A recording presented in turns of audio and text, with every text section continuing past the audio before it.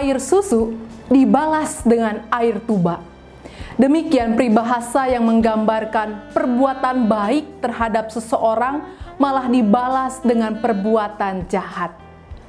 Saudara, dalam Bilangan 12 dicatat tentang peristiwa Miriam dan Harun yang mengatai Musa di belakang sang nabi. Miriam dan Harun menganggap Musa tidak pantas menjadi nabi Allah. Mereka mengkerdilkan kenabian Musa karena ketidakfasihannya berbicara. Mereka berpikir mereka lebih pantas daripada Musa. Saudara, pikiran Miriam dan Harun diluruskan oleh Tuhan. Tuhan menegur dan mengingatkan Miriam dan Harun untuk meletakkan respek terhadap orang pilihannya. Sebab Tuhan yang melihat hati tidak mungkin salah menentukan orang pilihannya. Pada saat itu bahkan Tuhan menghukum Miriam dengan tulah kusta di tubuhnya. Dan yang menarik dalam kisah ini adalah bagaimana Musa menanggapi perbuatan tidak pantas kedua kakaknya ini. Ia tidak marah dan tidak juga sakit hati. Ia berhasil menjaga kemurnian hatinya, sebab Musa adalah seorang yang lembut hati.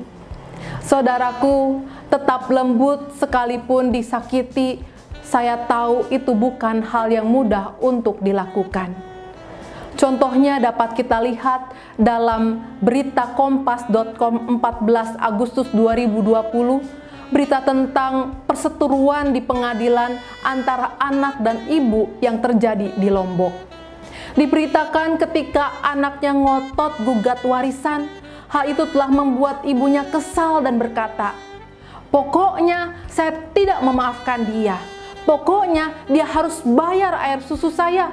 Saya sudah capek jadi ibu, saya sudah bosan." Peristiwa itu menunjukkan dengan jelas kepada kita betapa tidak mudah untuk tetap berperilaku manis semanis susu ketika mendapat balasan pahit bak air tuba. Akan tetapi, walaupun demikian, kita tidak boleh menyerah dan membiarkan lingkungan mengubah karakter diri kita sebagai orang percaya. Sebab tidak mudah bukan berarti tidak bisa. Lihatlah bagaimana Musa telah memberi contoh. Musa mampu menetralisir situasi. Semua itu terjadi karena hati yang dikuasai oleh cinta kasih.